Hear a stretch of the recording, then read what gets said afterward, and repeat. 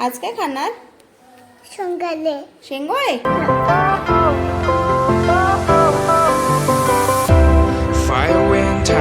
शेंगोळ्याचं पीठ तयार करण्यासाठी आपल्याला एक ताट किंवा परात घ्यायची आहे आणि त्यामध्ये आपल्याला शेंगोळ्याचं पीठ जे आहे ते व्यवस्थित चाळून घ्यायचं आहे, जेणेकरून लम्स राहणार नाही.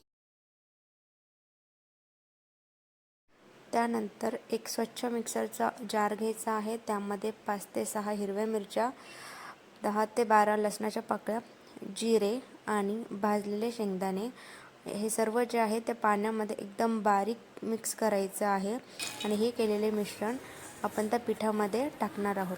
त्याचबरोबर त्या पिठामध्ये मीठही घालायचं आहे आणि हे सर्व मिश्रण व्यवस्थित एकजीव करून त्याचा आपल्याला व्यवस्थित कणकेचा गोळा तयार करायचा आहे आणि हे आपल्याला 15 ते 20 मिनटं रेस्टला ठेवायचं आहे. 15 ते 20 मिनटं रेस्ट झाल्यानंतर त्या कणकेमधनं छोटासा भाग घेऊन त्याचे अशा प्रकारे आपल्याला शेंगोळे वळून घ्यायचे आहेत. पूर्ण शेंगोळे वळवून झाल्यानंतर आपल्याला गॅसवरती कुकर घ्यायचा आहे. त्यामध्ये तेल टाकायचं आहे, जिरं टाकायचे आहेत आणि आपण भांड्यामध्ये जे काही शेंगदाण्याचं पाणी केलं होतं तर ते पाणी टाकायचं आहे.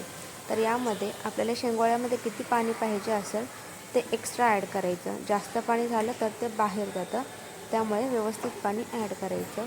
हे झाल्यावरती जेव्हा त्या पाण्याला उकळी येईल ते आल्यानंतर आपण जे शेंगोळे तयार केले आहेत ते एक एक करून टाकायचे, जेणेकरून ते एकमेकांना चिटकणार नाही.